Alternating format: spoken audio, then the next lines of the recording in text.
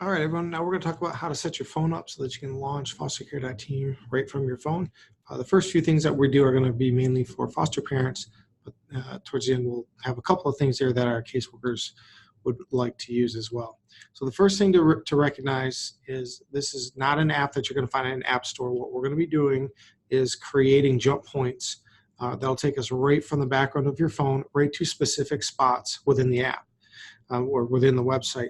Our website is responsive, which means it will run on any device that has web access, and it's going to realign, resize everything so that it fits and works properly on your phone.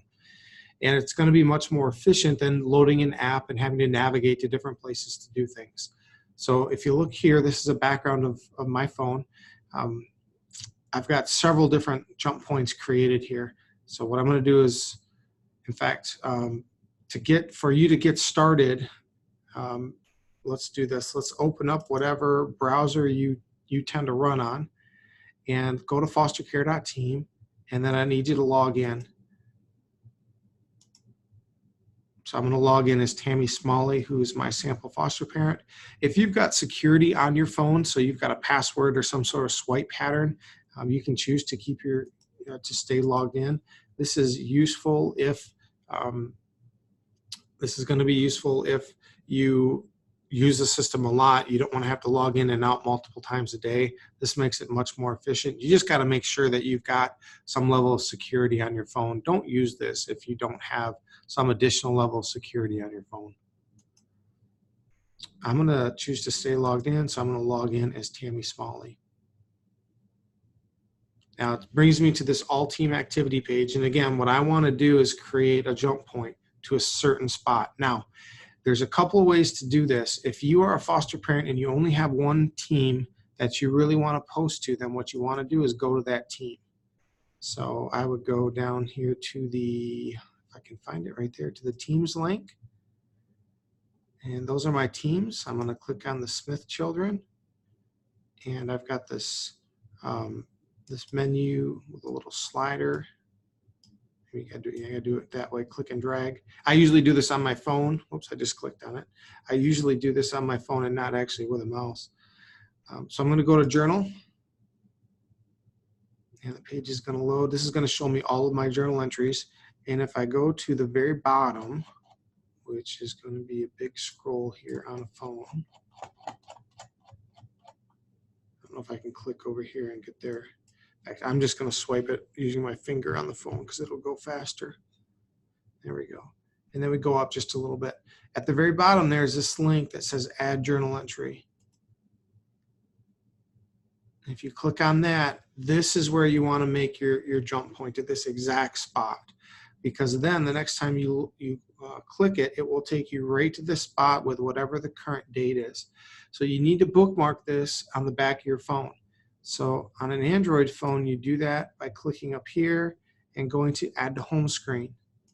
Click that and give it a name instead of app. I would call this new JE. That's what it is on mine for new journal entry. And just hit add. It's going to go right to the background of your phone. If you are a Mac user, there's instructions over here, and these are up throughout the video so that you can see them. But basically, you're clicking on this. What is that, a bookmark? Yeah, bookmark icon there.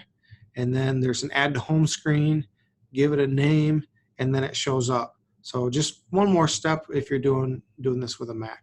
Now, if you have multiple teams, let me rewind a second. The reason you want to go with this route if you have just a single team is that way you don't have to pick a team.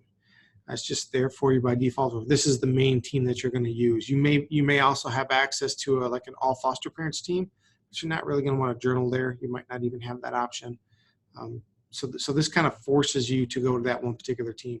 But you may have multiple sibling sets that you have teams for, and you may have to journal for multiple teams. So if that's the case, then go to that top menu. Actually, don't go to My Teams. Go to the top menu and go to Journals. That's a refresh. Let's see, where is, up here is Journal. So if you go to Journal, and again, I'm going to scroll down on my phone so I can do this quickly. Oops, not that quickly. Let's go back. It's getting down to the bottom there. Okay, so I want to do an add journal from here. Now the difference is you'll be able to pick which team that you're going to create this journal entry for. So you're going to need to choose one of those two or it's not going to save. So if you've got multiple sibling sets, this is where you're going to want to create that journal entry. So you would do the same, or that bookmark, you do the same thing. Go up here, go to add to home screen and call it new JE. And it just takes you here, all right? You may also want to upload photos. And again, I'm not going to show you each way. I think most of what I'm going to show you is if you have one specific team, but if you don't, just know that you can go and basically do the same thing using this top menu. So what I'm going to do here is jump to teams to get back within that one team that I know I'm going to be posting things to. And we're going to go over here and do albums. And again, your teams may not have all these modules. It really depends on what your workers set up. So I've got a list of modules here. And you may have one like this. You may create a, I'm sorry, I said a list of modules, a list of albums. You may create a general photo album. That's just going to be an easy place to upload pictures to from your phone. And that's what I did. The access to this is set for all team members, but you may want to change it to include blind users if you want to, or create a separate one for them. So here's our general photo album. I can upload photos to this album. So I'm going to click on that link. And this is where I want to do my bookmark. So I'm going to go up here and go to add to home screen. Again, if you are on a Mac, or an iPhone, you're going to use these instructions over here to the side. And I'm going to put this, I'm going to just put in here like a plus, which for me means add general photos. So this will let me add a picture to general photos. I'm not going to do this because it's already saved on my phone. But if you were to click this, then it's going to pull up your photo gallery on your phone. And on mine, if you press and hold that picture down, it's going to let you select multiple pictures and upload them. Let's see, what else can I show you here? You might want to do messaging. So you might want an easy way to create messages or to view your direct messages. So what I did, if you saw that, let me go back up here again. I go to messages at the top and then inbox. And I can create a link here if I want to, add to home screen, and just call this inbox.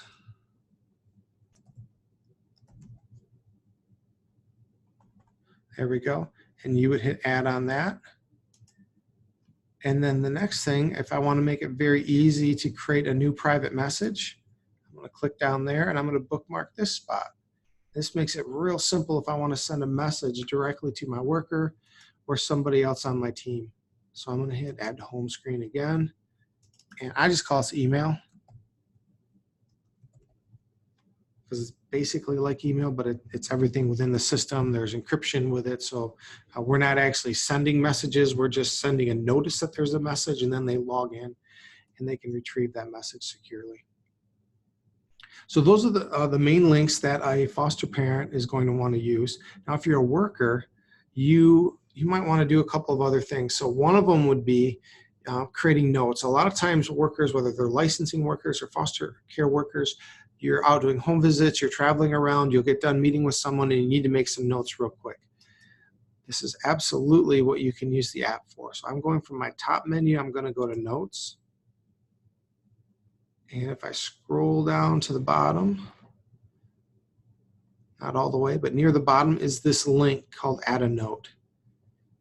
And if you click that, you can see that you can pick the team that this note's going to be for. And again, this is Tammy, so she's not going to have a lot of teams. But one important thing to note, by default, the access on notes is custom. And this is because so many of our caseworkers use these notes for just their own purposes. They don't want to share them with the entire team, that these are set as custom. If you want to allow other people to see things, then you can change this access privilege if you want to. But by default, when you're on a mobile device and you're doing a note, it is custom, so only you can see it. And again, we use voice dictation here. Makes it really, really easy. But again, to bookmark this particular spot, open up the menu item, add to home screen, and I'm going to change this to say new note and add that. And again, very, very useful if you are if you're a worker. Next for workers is the ability to add files. If your team has this set up, you will love this. My wife uses this all the time in her job with the kids that she sees, because she's got teams for them set up. And it's called upload a file. Bookmark that right there. So if you saw it, I probably went too fast on that.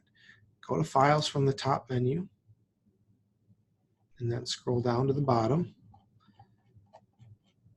And there we go, upload a file. And this is what we want to bookmark. So again, go to here and go to add home screen. And it's new file. And click add.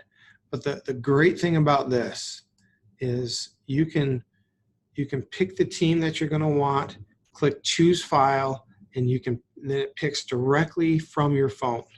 And then you can hit upload, or you can hit choose file, select the camera, take a picture of some document or form or something like that, and it will automatically upload.